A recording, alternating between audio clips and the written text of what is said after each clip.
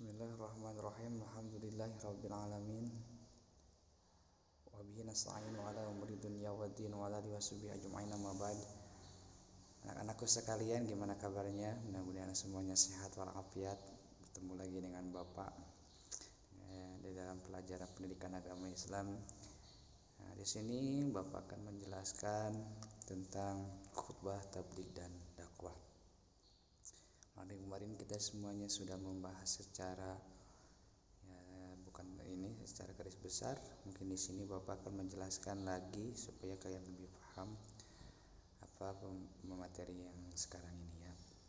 Yang kadeknya yaitu pengertian khutbah, tabligh dan dakwah, ketentuan khutbah, tabligh dan dakwah, perbedaan khutbah Jumat dan dakwah, cara menyusun teks khutbah Jumat dan dakwah. Insyaallah. Kita lanjut. Aspek fikihnya yaitu menganalisis pelaksanaan khutbah, tabligh dan dakwah, menyimulasikan tata cara khutbah, tabligh dan dakwah. Lanjut lagi.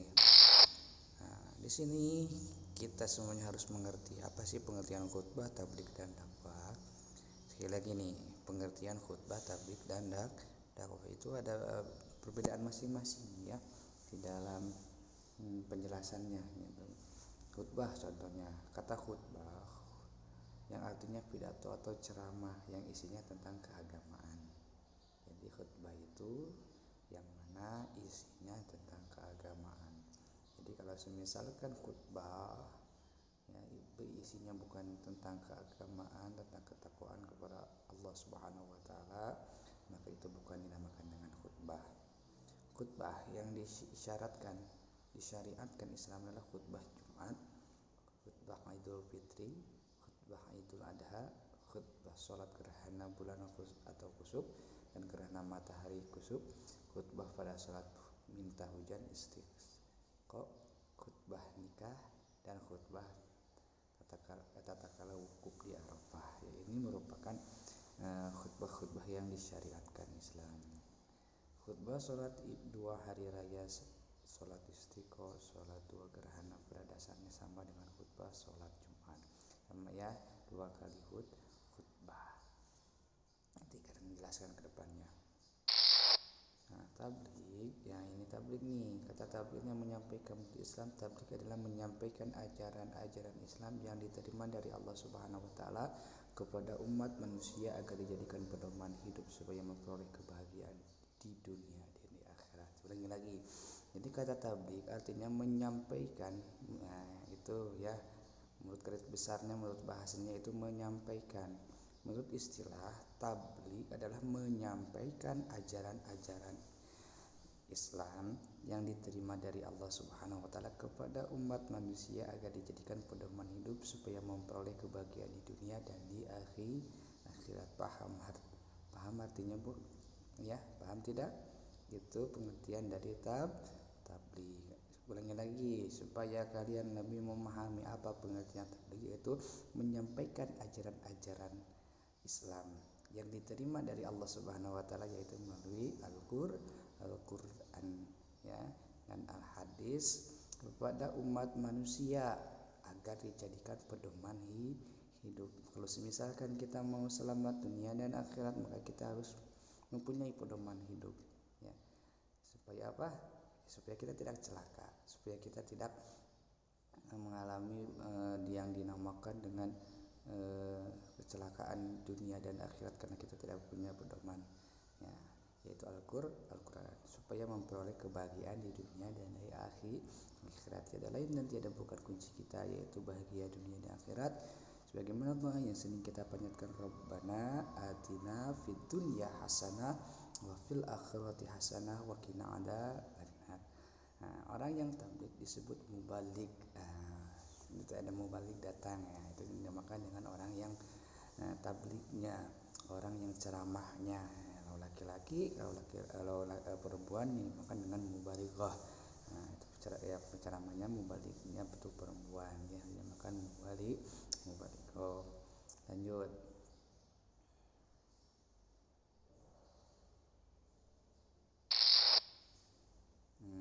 Apa nih dakwah? Nah, kita kan membahas tentang kata dakwah. Kata dakwah artinya memanggil, menyeru atau mengajak.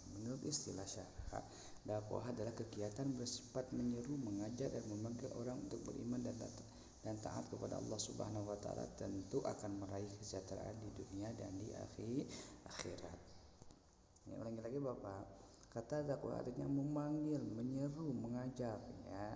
Ini menurut garis globalnya, menurut bahasanya secara garis besar kata dakwah artinya memanggil, menyeru dan mengajak.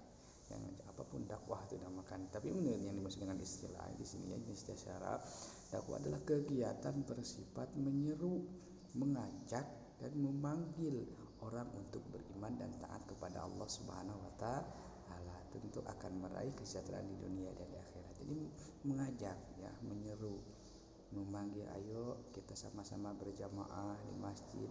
Nah, bahwa contohnya gitu kan, bahwa supaya kita mendapatkan kesejahteraan dunia dan di akhirat, yuk kita bareng-bareng meningkatkan keimanan kita, ketakwaan kita kepada Allah Subhanahu wa taala. Itu sudah dinamakan dengan dakwah ya.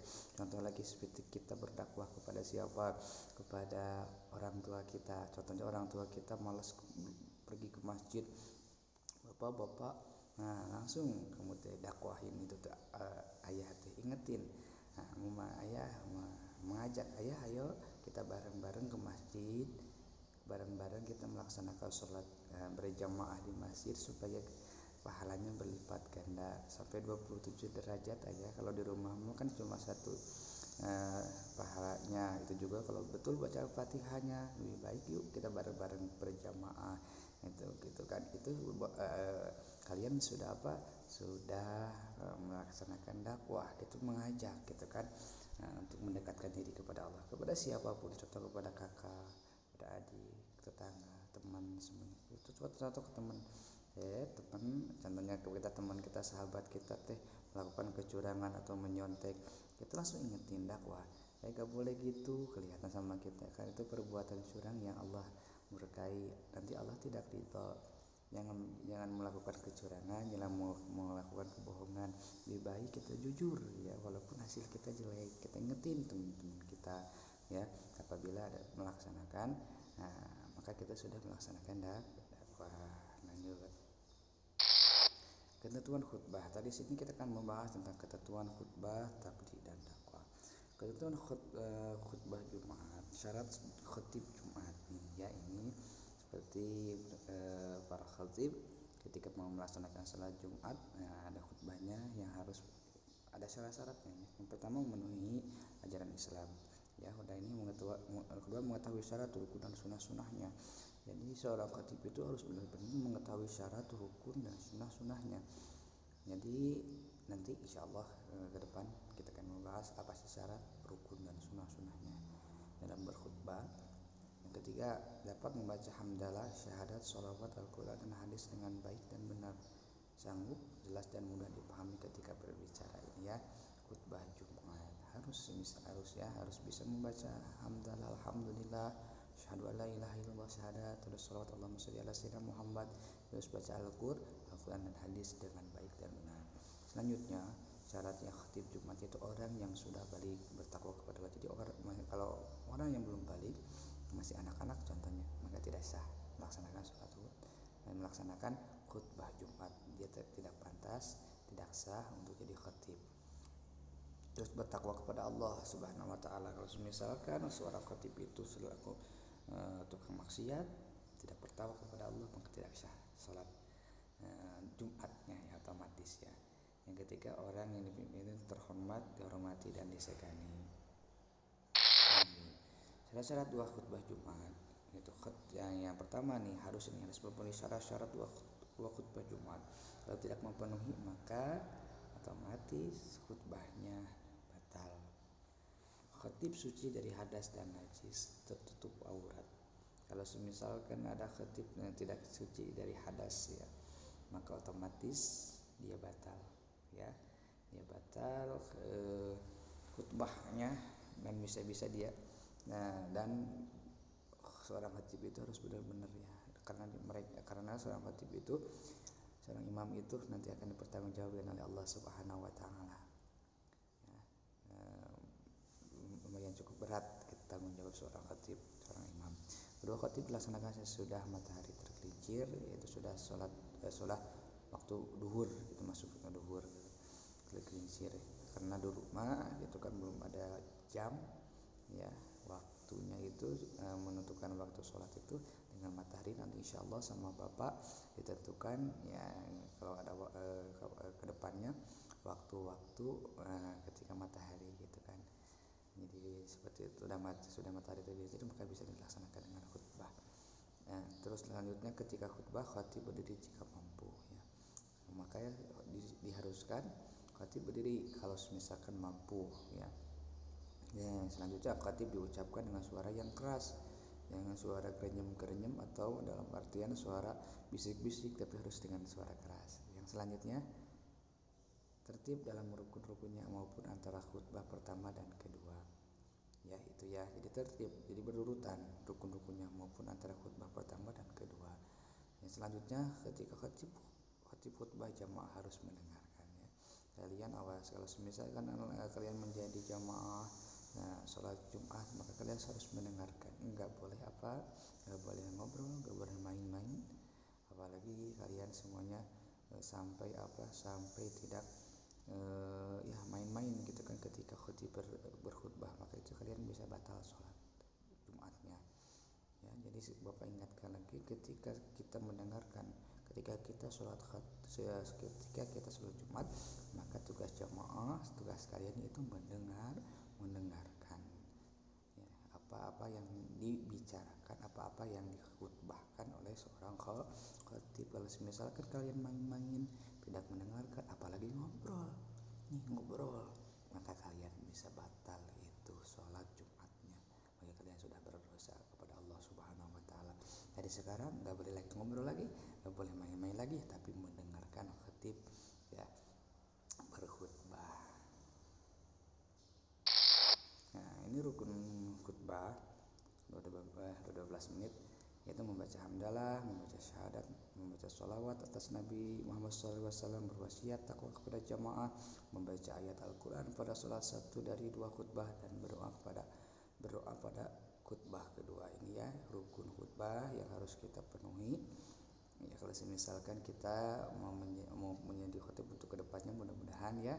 Yang pertama yaitu membaca hamdalah, alhamdulillahirabbil alamin, terus membaca syahadat, asyhadu an la ilaha illallah wa asyhadu anna muhammadar rasulullah, terus membaca sholawat ya, Allahumma sholli ala sayyidina Muhammad wa ala ali sayyidina Muhammad.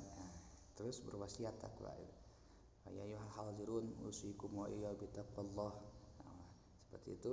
Terus membaca ayat Al-Quran, bebas itu mah Al-Quran maupun surat Al-Ikhlas ataupun apa gitu kan, yang penting ada Al-Quran ya.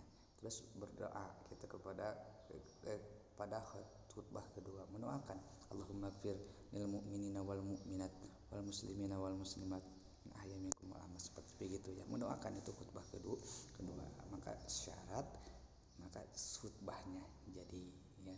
Kalau misalkan malahan di bapak mah ya salat khutbahnya itu cukup dengan bahasa Arab doang, karena memenuhi rukun khutbah, karena khutbah itu jangan terlalu lama karena banyak kesibukan masing-masing gitu kan, lain Rasul menyebut gitu kan.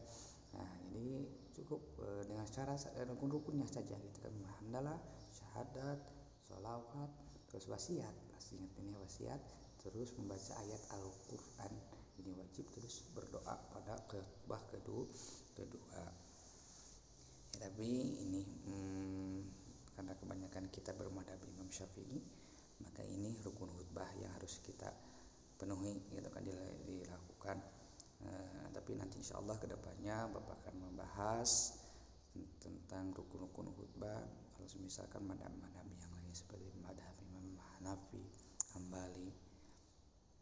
Dan nanti insya Allah karena waktunya udah 14 menit, udah lama, mungkin Bapak dicukupkan sekian. Nanti kedepannya kita akan membahas tentang sunnah khutbah gitu kan. Nanti ajalah ini insya Allah karena waktunya tidak terlalu udah lama gitu kan, maka dicukupkan sekian. Mudah-mudahan apa yang Bapak sampaikan bermanfaat. Tugas dari kalian meresume video ini ya, tulis ini terus kirim ke Bapak, kirim ke Google Classroom kalian masing-masing. Mengerti? Jadi buat resume dari apa-apa yang telah Bapak sampaikan kepada kalian. Nah, terus kirim ke Google Class. Insyaallah yang mudah-mudahan ilmu yang kalian miliki pada kesempatan ini mendapat ilmu yang bermanfaat, menjadikan kalian anak yang soleh dan solehah. Amin ya Allah ya rabbal alamin. Wabillahi taufiq. Wassalamualaikum warahmatullahi wabarakatuh.